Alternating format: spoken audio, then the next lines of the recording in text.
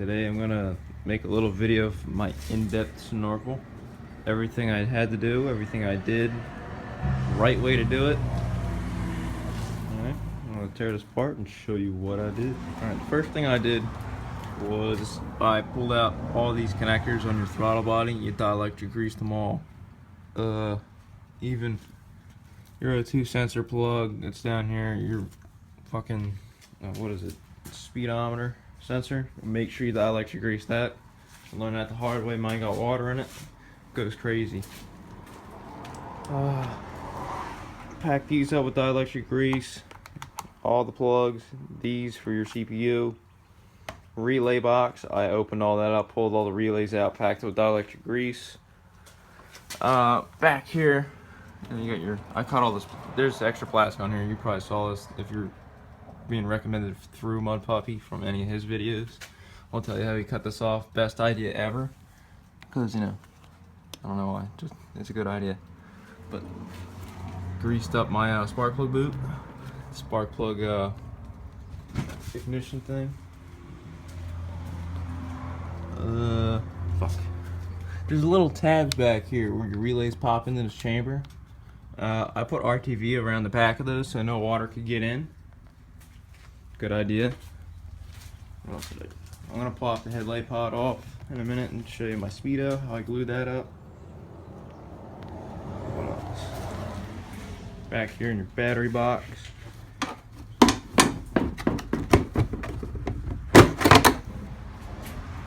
You've got your plugs back here, dielectric grease those, dielectric grease the seal on this. Your relays back here. I bought this stuff. Battery corrosion grease. I spray that on my terminals. Nothing this way, no shorts. Dielectric grease this plug. There's a connector here that you're gonna have to flip upside down in order to run your snorkel anyway. So, you know, you flip it up, zip tie it, cut your zip ties on like what I did. Oh, you got vent lines. Depending if you have a Rubicon or you have a Foreman, same basic design. You'll have vent lines that run it up to here. There'll be two little pieces, you know, this comes down here. And here's one of them. This is for the rear. On the Foreman, you'll have one for your drum brakes. The Rubicon doesn't have drum brakes, it's got disc. So you run those up. These ghetto ass little connectors, you might have to heat yours up to fit that in there like I did. And then you run your tubes up. Ran mine right up the side of the snorkel here. And then they're all tucked away up in there. They come up through the little rack spout right here. And I ran them up with the snorkel. What else? There's another vent line you want to get. This is for your water pump. If your water pump fails, it'll spew out coolant, which you don't want to plug that. You want to run that out. What else? Oh, your gas tank breather. Where's that at? Right here. It normally runs into the frame. Pull that out. This one, you don't need it. I'd use the gas line it comes with and run it up. So you shouldn't have to buy any extra for that. You are gonna have to get some cheap, you know, tie-back hosing from like Home Depot or Lowe's or whatever you guys have. You'll have breathers for your overflow bottle, your canister, right here. You'll see it, it's flipped up there. You'll have a breather for your fan. I believe this is my front diff breather, this guy. Ran up. I'm hoping it is, unless that's one I forgot. Yeah, it's the front diff breather. Little nice ass 2-inch lift kit. No, I did not need the lift to clear these tires. These are tiny 27s. Has plenty of clearance, even with the lift. I do want to get 30s. And then save these for backups, but you know, shit ain't free. I had a kid ask me questions. This kid Mason Tartar, I believe it was. It's the reason why I'm making this video. You don't need gear reductions on the deluxe model. You have a high and low range gear set, which, believe it or not, this is 10-speed. This isn't a regular old 5. There's 10 gears in that transmission, along with the Honda-matic clutches. So it's pretty neat how it works. And it cuts your gear ratios down. I mainly keep it in just drive in first gear. It does really good water wheelies in first. Pull out your air tuning diaphragm. I did that, stuff with 2-inch ABS cap in there. And covered up with black RTV. Mine's more gooped up than yours will be because I actually broke my airbox when I was riding in the mountains. I had a rock come up and hit it. I'll show you how disgusting it is. It's covered in RTV. It does not leak anymore. All your boots, Ultragram, in and out, because yes, they will leak. Just ask me how I know. What else? Oh, snorkel. What you want to do, you watch Mudbuggy's trick, you put your pipe on the table saw, you run it down, makes the pipe thinner so it can fit into the airbox. And then I have, what is it, 4 street 45s, I believe. 1, 2, 3, 4.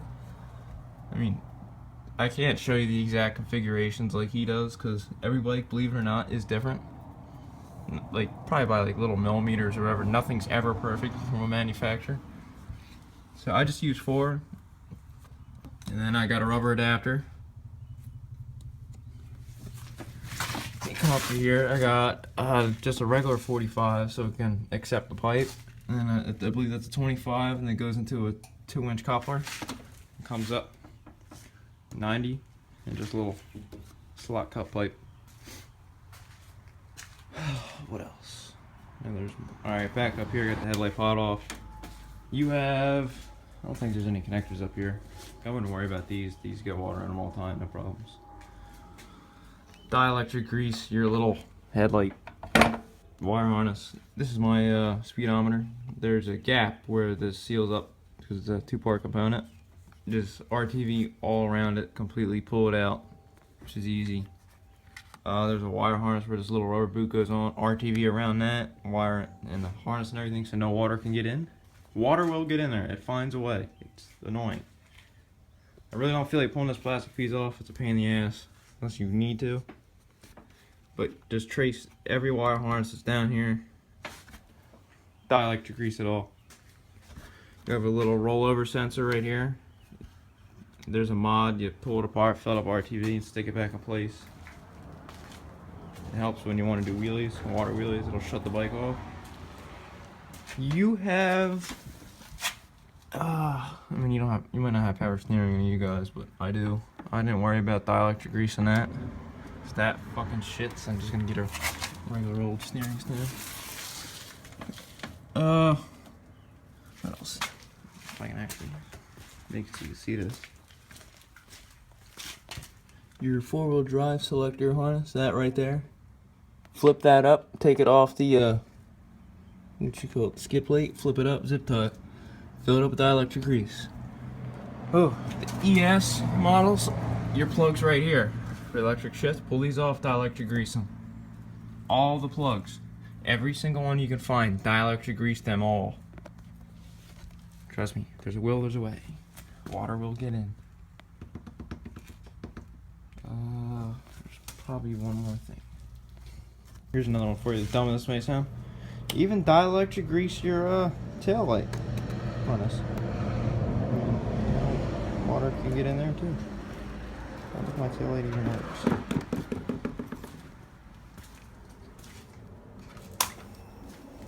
Oh, it works. What else? Clean your air filter. Duh. Always check your oil. Every time you go swamping, every chance you get, check your oil. That's a big part. Just because your airbox doesn't have any water in it doesn't mean, like, your little crankcase breather right here, that doesn't mean that doesn't have a pinhole in it. Also put a nice hose clamp on that. That'll let water in. And down here, there's a hose clamp on that little thingamabobber to let the water out. Put a hose clamp on that, because that'll let water in. O2 sensor. Get a light bar too. That helps. Light bars are sick. Gives this thing the whole look. Look at that. Just look how sexy that is. What else? Check your CV boots. Make sure you don't rip those. I mean, if you do, they sell these fancy little kits. Mind my toolbox is closed. In case you were to rip your CV boot, they sell these fancy little all balls raising cone kits. You slip the cone over your axle, slip the boot right on, bada boom, bada bing. That's the easy way to do it. These Honda axles don't come apart like the other ones do. No. Oh. Invest in a Harbor Freight tire changer. It makes it a hell of a lot easier to swap these tires out. Why pay somebody to do it? You can do it yourself. Especially the money you'd spend to get your tires changed by somebody, you can buy the tire machine, then all the other times you want to do it, it's free. Also, don't buy the Honda winch plate and don't do yours wrong like I did. I just got a little piece of flat stock, drilled it out. 2 factory holes right here on your frame. Mine's a little bent up. Don't ask why. It's something. You got 2 holes right here. Line it up. Mark it with a piece of chalk. This bitty goes right in there. Bolt it on. Bolt your winch to it. There you go. Winch plate. Probably costs $7. The one you want to buy is like 50, close to 70, something like that. May even be more. Keep your radiator clean. Watch my video of the Kodiak. My brother destroyed his radiator. That's no bueno. Get a rope winch. With this fair lead, I ruined my winch, so don't ask. But $30. Not even. I think it's actually 20. The rope, the fair lead, and everything at Harbor Freight. Get everything at Harbor Freight. It's cheaper.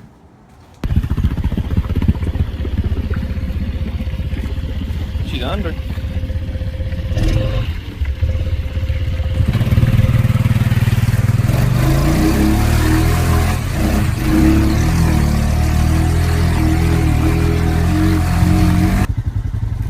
Damn.